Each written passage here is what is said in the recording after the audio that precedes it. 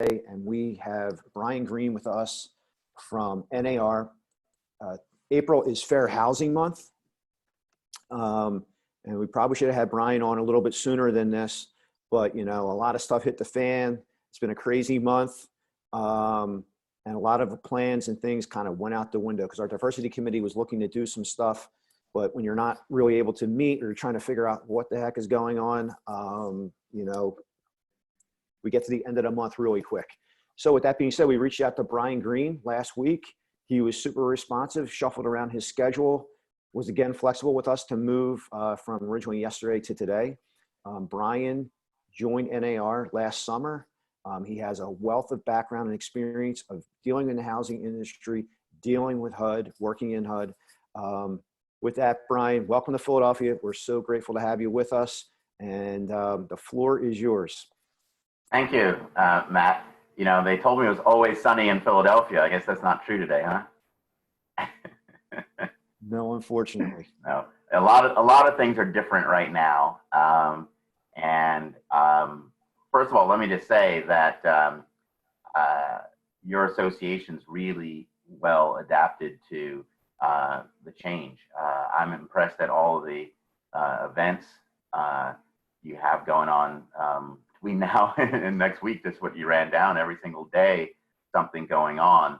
So a lot to engage people and keep people focused and energized, even while we're indoors. And you know, that's a shift that NAR had to make as well. Mid-March, when we realized that you know, we weren't going to be out showing homes, that April for Fair Housing Month was going to be at home. And so we shifted gears, and you know, I was supposed to be traveling all over the country speaking on fair housing issues. It's kind of funny looking back at how late some of those things were canceled, but you know, those started canceling, and we started thinking, okay, we had a whole different approach we were going with for Fair Housing Month. What can we do amidst this pandemic to make sure we still observe the month, even if you know, it's atypical. And so we created what we've called Fair Housing Month at Home, and it's basically a build out of our webpage, where we're providing resources that NAR members can take advantage of from their homes. And so there are a number of book recommendations focused on fair housing that help people appreciate the evolution of fair housing and the most current issues we're facing with fair housing today. There's also a curated list of films that have a fair housing related theme, anything from documentaries to feature-length film called The Banker that we highlight. The Banker is a major motion picture that came out in March, like right before we all went indoors. I caught it in the movie theater maybe like March 13th or something, with like 6 other people in the theater. Already people had stopped going to the theater. We were pretty well distanced in the theater. But it's a major motion picture just about redlining and how 2 African-American entrepreneurs in LA wanted to get in the banking business and make mortgages to African-American families who couldn't live anywhere else. And Samuel L. Jackson's one of them. And it's a good, gripping movie about banking. And so that's on Apple TV. We put it up there with the link to it. It's like a 7-day free trial if you want to go watch that. But we've encouraged associations, members to form discussion groups around some of this stuff, to both entertain themselves and you know, keep focused on these issues. We also put up podcasts. We have some journalism up there, as well as some information on what different nonprofit fair housing organizations are doing. Hey, Bryan, can I interrupt you for just a second? Yeah, please. So GPAR folks, you got this email on Saturday and it has links to some of the various things that Bryan is mentioning. So check your inbox. Hopefully you didn't delete this, or if you got a recent message from us, click on the past issues up here at the top, and you'll be able to find this email message. So Bryan, keep on going. I just want to let people know. Oh, great. No, that's perfect. We sent this Thank you. out to everybody. So just want to let that be known to our members. Great. So you've got a couple of paths to the information there. So that's up there and helpful. You know, obviously, with so much going on right now, you know, fair housing may not be top of mind for realtors, but you know, we're going to come back. You know, these issues are not going away, just like no other issues are. So there's an opportunity right now to take advantage of some of these resources and find out, you know, what's going on with fair housing. Let me just say a little bit about my role at NAR, because I am new and this role is new at NAR. Matt said I started last summer. I actually started in November. We created the position last summer and created a Fair Housing Policy Committee last summer. And this was part of NAR's effort to place a greater emphasis on fair housing. NAR has long had a diversity committee where fair housing issues were sort of shunted under that. But with so many fair housing related issues emerging on the national front, NAR decided it needed to have a special focus on this. Every year there's proposed amendments to the Fair Housing Act to add, say, LGBTQ prohibitions. Source of income has been debated for a long time. And then the agencies have been putting out major fair housing regulation, depending on your perspective, that either advances or retreats on fair housing issues. And NAR wanted to be sure its voice was heard and that it had just a more rigorous approach to this. So they created a committee, 43-person committee, which has met and will meet at the May mid-year meeting in a couple of weeks. And I'm the staff executive of that committee as the director of fair housing policy. So that's who we are. And I said I started in November, and almost as soon as I started, we had a big dust up in New York. New York Newsday, the newspaper out in Long Island, put online a 3-year investigation they did into housing sales out in Long Island. And they tested the top real estate firms out in Long Island, firms that were responsible for 50% of the home sales on the island. So half of the home sales on the island. They tested 12 different companies, found that 10 they alleged were treating African Americans, Hispanics, and Asians differently in the transactions. They said about 40% of transactions involved some form of discrimination. They said it was about 49% discrimination for African Americans, 39% for Asian Americans, for Hispanic Americans, and about 29% for Asian Americans. So very high levels of alleged discrimination. And they videotaped the testing they did out there. So if you haven't seen this, I think it's important for everyone in this profession to see, because it is very disturbing that this is still happening in the 21st century. We're about a fifth of the way through this century already. So very disturbing to see this, but it's also illuminating to see the form in which this alleged discrimination, this differences in treatment take. Because if you are an African American or Hispanic home buyer, say, you would not necessarily know that you're being treated differently based on your individual experience. And so this testing showed that you know, most of the home seekers, the testers, they weren't even real home seekers, thought they were treated fine, and they took at face value whatever they had been told.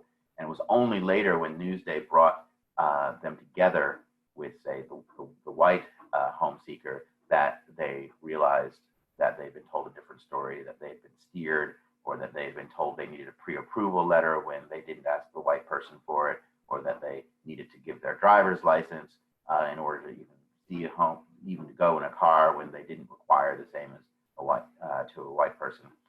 So it was pretty dramatic, and actually, you know, in some of these instances, the minority tester even cried in seeing that they've been treated differently, but did not know. And like I said, it's videotaped, and it happened pretty frequently.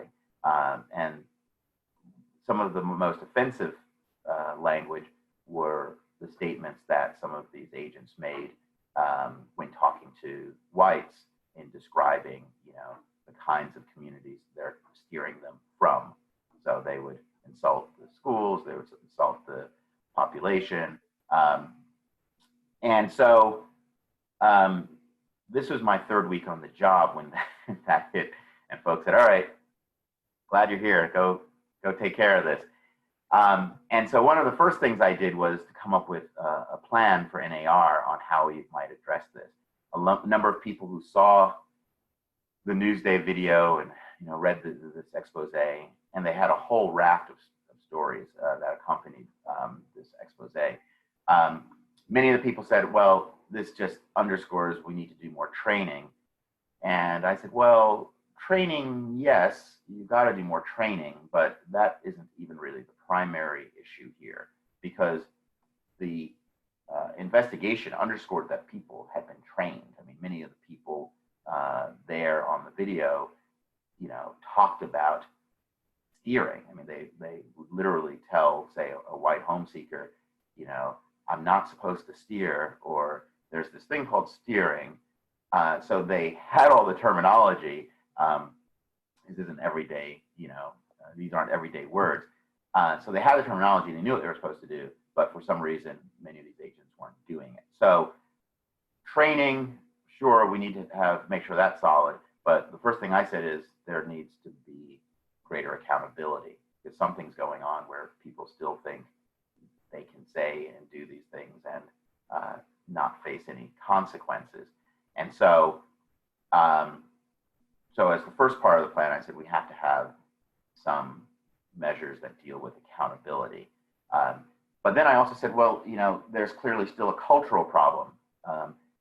You know, so even if people are not being punished for this or disciplined, or whatever word you want to use, there's a problem that people, you know, are motivated to do this. Like, what's guiding that? You know, we all have our theories, but we need to get, you know, a better understanding of that. You know, if we actually want to address these issues, we should really understand, you know, why there's still this powerful impetus to do it. And I say powerful because a lot of folks were doing it. And then finally, yes, the training needs to be solid. And there is some training that may even get to some of the issues that may be perpetuating this. For example, some people believe that some of the agents caught on film doing these things might not even be aware of some of the things they're doing. And so there is training that perhaps can help people recognize that they're saying different things to different people. So, for example, to be charitable, some of these agents would tell white home seekers about resale value and the importance of certain communities because of the high resale value, or they'll talk to them about the schools in this area and how strong the schools are, or they'll talk to them about crime, et cetera. They wouldn't have those conversations with the Hispanic person or the African American person. Someone might not even be aware they're doing that. They might be looking at a white person and thinking this is what they care about. And perhaps with the African American person, for some reason, they're not thinking the same things, or they're thinking, you know, I know what this person wants and they want to live in this African American neighborhood, or I can't insult the schools in that neighborhood because they're black people in that neighborhood. And so I'll just not say anything about the schools. I don't know how unconscious that is, but there's training to address those things if they are in fact unconscious. So in those areas where we in those areas, yes, there is a lot more that training can do that the training that realtors currently get may not be addressing. Because realtors get a lot of training. So, I laid out those things, and I actually thought, okay, well, they actually make a very nice acronym, ACT. And so that's how we came up with this initiative that we called ACT. And then under each one, we outlined some specific things we're going to do. Just the highlights. In terms of accountability, we want to work with association executives to find out, what at the state level can be stronger. We've engaged a law firm to help us examine some of the licensing laws, just to see, are the laws strong enough? How do they operate? Is there a breakdown in actually how matters get reported and, ultimate discipline? Are there model laws from throughout the country that might strengthen laws in other states? So we're looking at that. Also, likewise, what are the training requirements to get a license? What are the continuing education requirements? How frequent do people have to take these continuing education, fulfill these continuing education requirements? So working with state executives, knowing that all this is done at the state level and that we're not going to dictate it from NAR, but still providing information about what the different models are out there, what appears to work better than other ones, so that we can inform decisions at the state and local level. We've talked about testing and whether we can make more testing available to companies that want to self-test. So we're making resources available to find a way so that companies can do that kind of self-testing. On the culture part of it, I find this to be sort of the fulcrum of it all. Like, well, why is it still happening? And Newsday put out a story about steering, an article about steering and why it still happens, and they believe there's still strong economic incentives. Not everyone agrees that everyone believes there's an economic incentives to steer, but we need to break this down and better understand, what's going on there, because you obviously could make the same commission from an Hispanic person wanting to move into a white area as a white person wanting to move into that area. Are agents still believing that they're not going to get business if they sell a home to a person of a certain background? So people have their theories of what's going on. We want to pursue this more methodically to understand that. And then also we want to hold up the best examples. So one of the first things I noticed when I read the Newsday story was that of the 12 firms tested, there were 2 that had no findings against them at all. So they tested multiple agents at all of these companies, and multiple agents at these 2 companies came out of this clean.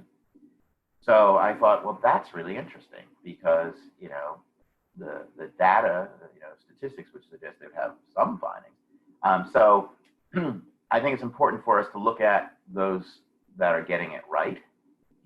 Is there something in the culture of those particular companies that is ensuring that their agents don't say these things even when they don't know that they're being filmed? And I think more importantly, they're all operating in the same market. These are the biggest companies out in Long Island. As I said, together, these 12 companies are responsible for 50% of the home sales. So these 2 companies, they're making money. They want to make money. Whatever is inducing others to engage in these practices, these companies don't see any financial benefit to doing that, or at least they are doing well, regardless. And so they are potential companies to learn from.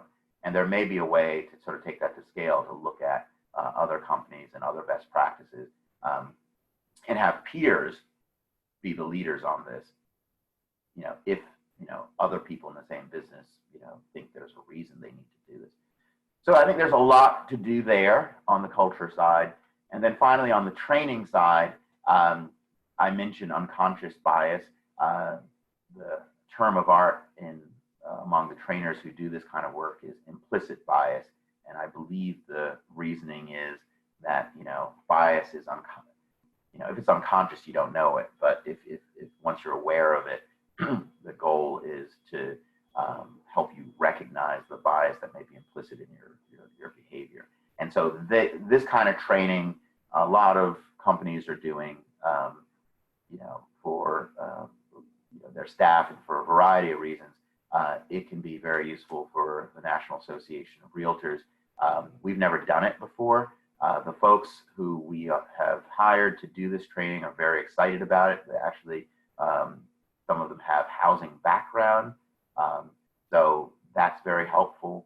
And they're working with some of our realtors to design a training that we hope to make available this month. We've been scrambling a lot during Fair Housing Month, but we're actually hoping we can have this training online before April 30th. So I'm very excited about that. And what's going to be online is going to be a 1-hour training, and then they're later going to provide for us later in the year a 3-hour training for brokers that brokers can use to train their agents. So that's the big development there. I've got a lot of other things I want to say, but I want to maybe take a pause to see if people have got questions or comments on what I've said so far. So Bryan, I have a quick question about that, about the training. Will that be like a one-time webinar, or will that be like some videos that you guys throw up on the website that can be accessed at any time? It's going to be evergreen. So it'll be up there and you can use it. And we hope it, basically gives people a taste for what the 3-hour more in-depth training will be, and just generate a lot of interest. It's been fascinating. Like I said, they're doing this right now. We're all social distancing. And so the people creating this are doing this out of their apartments. Some of them are in New York, some of them are in North Carolina, some other places. And they've got a film editor who's working with them, who will be editing it all together. And they've got archival footage and other things. So it's going to be very fascinating to see how it all gets produced remotely. So we're very excited. So that will be, an overview and a teaser for the more in-depth training. So folks, if you have any questions, please throw them into the chat, and then we'll direct them to Bryan. Considering we have, over 50 people in here, could be a lot of cross-talk and stuff like that. So that's the best way to manage that. So any questions or thoughts, drop them in there. There's been a few of you who have made some comments. And also too, Bryan and I coordinated today. We had a memo. It was Purple Sweater Friday. We're doing our part here to have a unified front on today's little web session. I'll create a little contest here in case you all think that I actually left the house, or that I have a house that has a room as big as the one I'm in. The room behind me is not my home, but I will give a Starbucks gift card to anybody who can guess what the background behind me is for the end of this call. We'll put it in the chat. Right. First one to guess. I don't think anyone will, but first one to guess. And Matt, maybe you can just throw out these questions because it's maybe easier for you to look at them while I'm talking. So I know that we're going to get into fair housing and its intersection with COVID-19. So there's a question there. So maybe we can just hold off on that, or maybe you can want to go into that direction now. I think we're at that juncture. So I'm hoping here that my children don't pop through the door here. So COVID came on the scene, and immediately NAR put out some guidance regarding some of the first fair housing related issues we saw in connection to COVID-19, or the coronavirus, which causes COVID-19. And in the very early days, the kinds of issues people saw were people, blaming the virus on Chinese people and people attacking Chinese people, and, people asking questions in the housing transaction of Chinese people that they wouldn't have asked of others.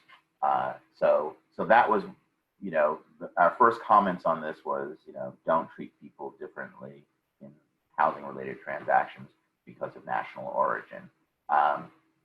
And, also around that time, there was the coronavirus was really taking hold in Italy too. And so we made a broad statement, regardless of what country you're from, or, whether it's a country that's hard hit, don't treat people differently. That perhaps seems very obvious, but that was the issue. As this issue has emerged, other fair housing related issues have arisen, specifically disability. And the question that's come up is, is coronavirus / COVID-19 a disability? And if so, what, special consideration do realtors and housing providers need to take into account for that? And the first place I saw it explicitly come up was in Connecticut, and a fair housing group in Connecticut, a nonprofit fair housing group, put out a notice, a very sort of short and sweet notice saying, don't forget, COVID-19 is a disability, and so be sure you don't treat anyone differently with a disability that violates the Fair Housing Act. And realtors in Connecticut said, whoa, wait a minute. Is it a disability? And if it is, and we should treat it like any other disability, wouldn't that be putting us all at risk? And so this very blithe statement that maybe the Fair Housing Group wasn't even thinking twice about really failed to consider just how absolutely complicated this matter is, and the fact that you have a serious public health issue in the balance, unlike what you might be dealing with other disabilities. And so the Connecticut Association and I talked, and I put them in touch with an outside counsel that has Wilmer Hale, that has a anti-discrimination practice, a very strong one, and we've been working with them on a variety of issues. And they helped them draft some guidance in pretty quick order that they put out. And that guidance is available. That said, NAR plans to put out guidance. We thought that some of the answers, even in that guidance, didn't adequately explain. It was a question and answers piece, and the answers were just kind of asserted, and we thought, you need to really explain why that's the answer. And so we're building that out and hope to have that out soon. But let me just say, on the fundamental question of, is COVID-19 a disability? The answer is, we don't know yet, because there's no case law on this. It's evolving, but it's probably wise to treat it as though it is a disability. That said, there is no requirement under the Fair Housing Act that, in treating someone or helping a person with a disability, or treating a matter as a disability-related matter, that you jeopardize your health. So the protection of health and safety of oneself and of others is still paramount. And so the guidance and the memorandum we got from our lawyers, get into some of that detail, and we want to make sure that's explained better.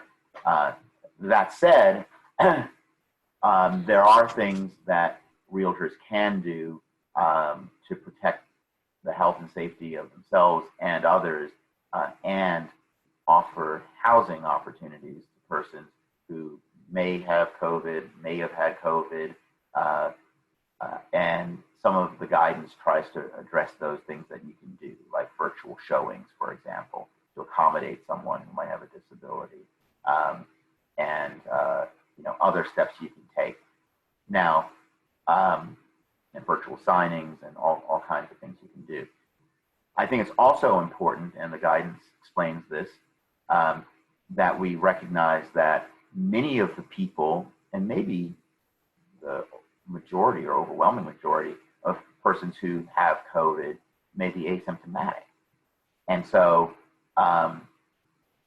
you know, there are all kinds of things you should probably do just as a precautionary matter anyhow, just like we're doing as a society to mitigate the spread.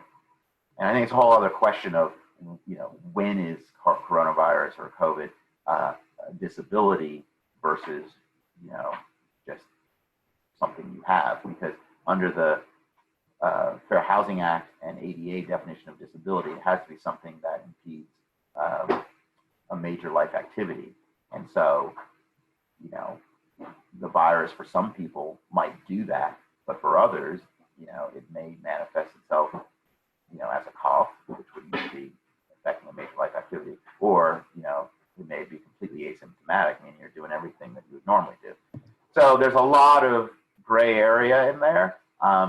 I think at the end of the day, when considering the fact that this pandemic has shut down the entire world, except for Sweden, which is another story, I think it's fair to say that people will recognize that if people are taking reasonable measures to protect themselves and others, that it's fair, and that, you know, that is paramount.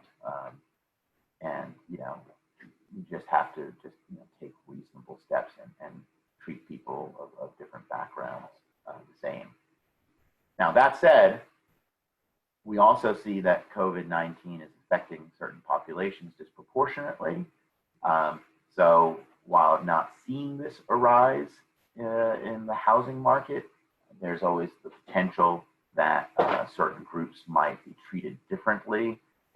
So for example, we've seen a lot of news stories about how disproportionately Black and Hispanic persons are in some of these service jobs and some of the healthcare worker jobs.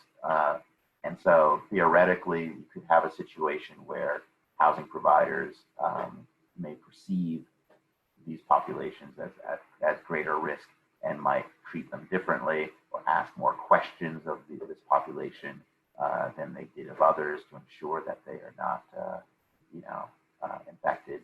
And so again, the same principles that realtors generally apply, you know, are relevant here. You know, if you're going to ask questions, ask those questions of everybody. Don't, you know, do it based on race or national origin or the like. So Bryan, we have a couple of questions that fit right within this. So are there going to be instances where people will be asking if someone was positive for COVID-19, and is that fair? And then there was a follow-up from another person here in the chat. Do you envision people with COVID-19 symptoms or who have been tested positive and recovered will be considered as a protected class under fair housing? So on the last question, I mean, again, I think the real test will be demonstrating that it affects a major life activity. Because again, I think we're going to find that the majority of people who have had it probably did not have serious symptoms that would qualify as, you know, affecting a major life function. And, you know, perhaps not long term. But there are going to be people, you know, we're also seeing just how this wrecks the body. There are going to be people who, you know, may not have had certain conditions prior to COVID-19 who may have others, you know, subsequently. But, you know, what does it do long term to one's immune system or the like? So it's an evolving area, and we're just going to have to monitor it. And I think we're going to have to continue to develop guidance, you know, as cases arise. I understand that there has been, I think, an employment discrimination case filed, but again, you know, no courts have ruled in this area yet. You know, I don't think they've even ruled on the motions, so we probably don't have enough legal guidance on that. And then, what was the first part of that question? About people asking if somebody was positive. Yes. So again, I think there are reasonable questions people can ask for health and safety, and they can ask about symptoms. Now, this is an area that's new for us because traditionally you're not supposed to ask questions about someone's disability.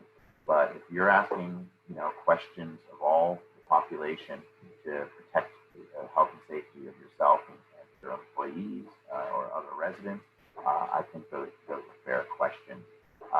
One of the things that we discourage, and we will discourage people from doing in the guidance that we put out, is putting out questionnaires, written questionnaires. That's come up a few places, and I think people like to have standard policies and procedures and put them in writing, but we think that there are great risks there of doing that. Doing it in writing and getting back all this medical related information, and then having to have the responsibility as a real estate firm to store people's private medical information. So the advice we got from council and advice that we'll be providing is make the necessary inquiries to protect health and safety, but don't store this stuff long term. So I just want to throw this into the mix. As a local association, and then as well as the state association, the Pennsylvania Association of Realtors, we're not even at the end of the beginning of this, and it's evolving. I mean, let's be honest here. We're dealing with something that is only months old. Courts aren't open. We're not open for business. So a lot of this, we're playing in this kind of theoretical space, trying to figure it out. There is information going every single which way, which is hard to sometimes discern as to is that the right path? Is it not the right path? So I think it's one of these things that we're all going to have to be patient. We're going to have to rely on our professionalism, as well as we're going to have to make sure that we're listening and paying attention to communication from GPAR, as well as from the Pennsylvania Association. I can't underscore that enough, folks, is that there's a lot of communication coming from the state. You guys have to be tuned into that. That's the umbrella over top of all of us and how we operate within the Commonwealth of Pennsylvania. So it's really important to be dialed in on that stuff, and also to be patient and understanding that some of these questions we're not going to have answers to right now. It's going to take a little bit of time. People are trying to sift through a lot of stuff, and look, we're still trying to figure out this disease, its impact, as Bryan just mentioned, some of the devastating effects that it has on, say, lungs. We're hearing about blood clots and hearts and all this stuff like that. We weren't hearing that a few months ago when this first started to kind of pick up some steam. And now that we're kind of seeing it on our shores and we're seeing what our medical professionals are dealing with, it's just case in point of how it is ever evolving. So the same goes for us. It's that evolution. So there's some more questions about this stuff as it relates to if you've had it or haven't had it. Its intersection with HIPAA laws. Is there any concern about that? Asking somebody, hey, have you had COVID-19? Is that any violation of HIPAA? Well, again, I think that's why you don't usually want to have a questionnaire, just because you don't really want this information in your filing cabinet. But I think you can ask reasonable questions to protect your own safety, and again, provide you're asking them with everyone else, and that they're related to, your immediate, they're related to immediate symptoms of the virus. And so that's the advice we're giving folks. The Fair Housing Act, like I said, generally would have concerns about asking as many questions once disability. So, for example, you may want to ask somebody, have you been coughing a lot or exhibiting any of the known symptoms, and maybe have a few, that you mentioned, or have you been treated for this? But you probably would not want to ask, say, about underlying health conditions, do you have diabetes or high blood pressure or something? I think you're probably violating some privacy that's not directly relevant transaction. So again, I think if it's focused on the immediacy of the transaction, the immediacy of the risk, a court would understand that. So what's interesting is, so our building where GPAR's offices are at, our building manager sent out a directive about 3 different things that we need to do before we can enter into the building. If we're just there to go grab mail or something, we're not operating normal business, but related to temperature and some stuff like that. Mask, there's certain requirements. It's kind of like the new normal for right now. Although I hate saying that phrase, I don't know why I just said it. Let's move on. We have another question in here. Can you pre-qualify potential clients as to credit and income prior to showing the property for safety purposes, as they will have to pay an application fee? Again, I think if you do it for everyone, sure. I mean, one of the great things about, being the director of fair housing, I mean, that's often the answer. It's like, if you have a practice, provided that you're requiring that of everybody, that is legitimate. I don't see how doing that in any way would be unfair to any one group, provided, again, that you're making the same request for all. Okay, I missed it. And I think there are a whole lot of practices like that are fair to do to protect yourself and to limit your exposure. Do you think due to the crisis, there may be more concern on income discrimination? I think there's going to be challenges around credit standards. Already the lenders are increasing the credit score that they'll require for a loan. So I think we're going to see a lot of that. I always say income. You have to be able to afford it, right? So I don't see that as an issue. But I do worry about credit issues. I do think we're going to see, the already teetering minority home ownership rates, just sort of teetering at the levels they were in 1968, and probably see them fall some. So I worry about, the gaps increasing. Before we get into a few questions that we have remaining, and we can let Bryan go about his day with his kids there, just want to say on this chat we have Anastasia Dewan. Anastasia is the chair of our diversity committee. She has been in that role for a couple of years now, and they've done some really great stuff. Like last year they did At Home with Diversity. We had scholarships for a variety of people. Full classroom we had, so a few dozen folks were able to take advantage of some educational scholarships that we had to get that designation. So Anastasia and that committee have been working very hard, and we just wanted to say thank you, Anastasia, for being such a great champion in our association and being a leader. Let's get into the last few questions and we can free Bryan up because it looks like the boss is calling him away right there. Before we get to the questions, I was just telling him to go downstairs. Back down to the classroom. Yeah. Let's go to your backdrop. So we have a number of different things in the chat here as guesses. Is it a studio, a TV studio, picture backdrop of a studio, a school gym, a Zoom background, recording studio? Any of that fit the bill? So they fit the bill, but they aren't precise enough. So it's a very specific studio behind me. We have a school performing arts. Second, so here you can.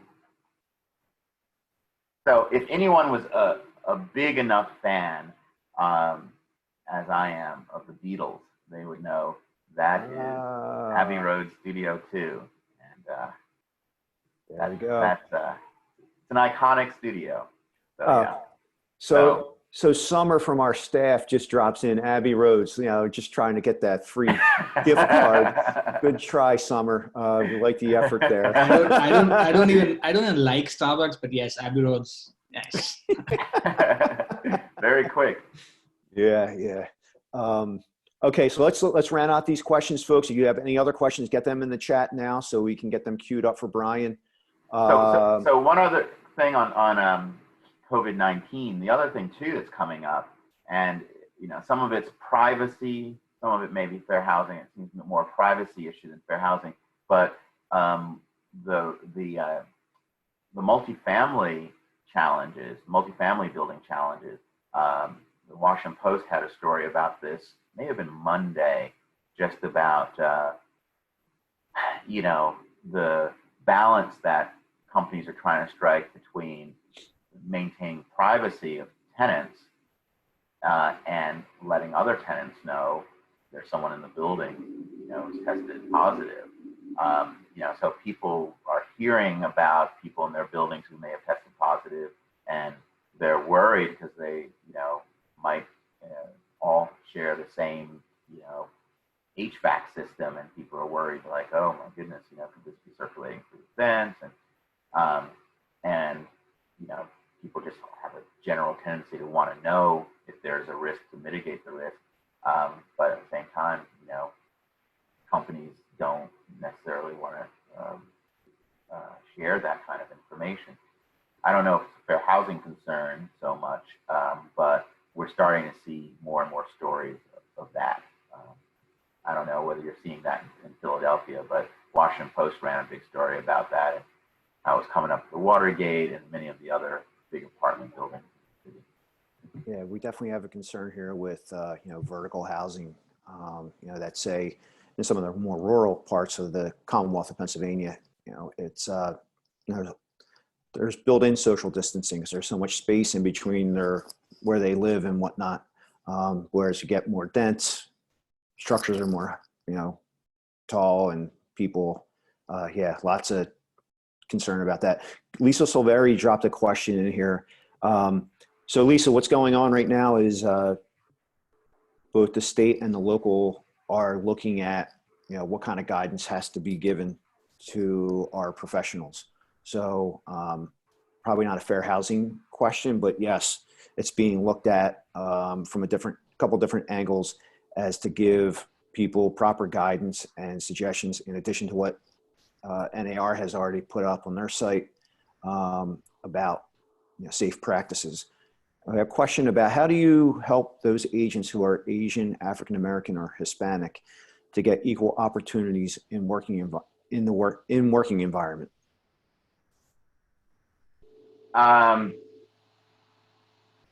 Well, I'm not sure I fully get it, but NAR got a diversity committee. That's the other committee. And they actually do a great job of making sure that there's continued engagement among the multicultural associations, the African American Real Estate Professional Association, Hispanic and Asian, and the LGBTQ associations. And a lot of what this committee does is try to engage on these questions of, are there particular interests that NAR needs to be aware of to ensure that, in the lending, in the real estate environment, that everyone's getting the same opportunities. So not entirely sure if that's answering that question, but there is that engagement. In this particular context, we are engaging with those associations who have an ear on the ground as to what minority agents are facing in the COVID-19 environment, to make sure that everyone's interests are being addressed in the legislation. So I do know that that's happening right now. If that's what the question is getting at. This is very sad. One of our folks put in here, I live in a building where we've been notified that 2 residents tested positive. Someone died, and also as well as their favorite doorman passed away. So wow, tough to hear that. Very sad. And also too, we know we've had reports of some realtor friends of ours who were diagnosed and have recovered. One of our members, we know that, and he's out of the woods, so that's good to hear that. Here we have a question from the vice chair of our diversity committee, Annette Collier. And Annette, we thank you very much for your dedication and what you've given to us as a leader in our association. And the next question is, will we have to disclose whether there was a resident that lived in a property that had COVID? You know, this is not my area of expertise, but I believe I heard someone on a call say that that would not be the case. That would not be considered any more of a reason. And, you know, again, I think it's important for us to recognize that there are probably a lot of people with this that are asymptomatic. So you know, so I think the real question would maybe be a different one of like, you know, whether people had some other serious illness or whether they died in the unit. I don't know, but I mean, you probably would end up reporting on, you know, some significant percentage of the population when you consider how many people are asymptomatic. Yeah, yeah. So looks like we're good on the questions. Bryan, we cannot thank you enough. Folks, before you get out of here, send your thoughts to us about what you thought of this session that we had. We love to hear what you're saying, what we did good, what we did bad. You tell us it all to help us going forward with the future sessions that we do. Bryan, I have a feeling that this isn't going to be your only time in Philadelphia, either virtually or in person. This was awesome. I'd love to come up in person when it's sunny. Yes, sunny and COVID free. Yeah, exactly. But we thank you very much. This is great stuff. We look forward to the work product that you guys are going to be cranking out from your part of NAR. This is really great to hear that level of commitment that you guys have to help us be better, to serve our clients better, and for us to have our membership, you know, at the highest level of professionalism and doing things the right way for the right reason. You know, it means a lot to have you guys. Yeah, thank you for shining a light on these issues, and you know, we'll be sure to keep you apprised as more fair housing issues develop. So I'm gonna go back to making music back there. It's amazing. 6 years and they produced all that. Yeah, all those gems. Amazing. Yeah, amazing. Broke all right, up 50 guys. years ago. Yeah. There we go. Maybe I'll have to listen to the Beatles today. All right, guys. Take care. Don't forget, virtual happy hour tonight, 7 o'clock. Bring your choice beverage. Bring yourself. Get social with us. Bryan, thank you. Everyone, take care. Thank you. All right. Take care. Bye-bye. Bye.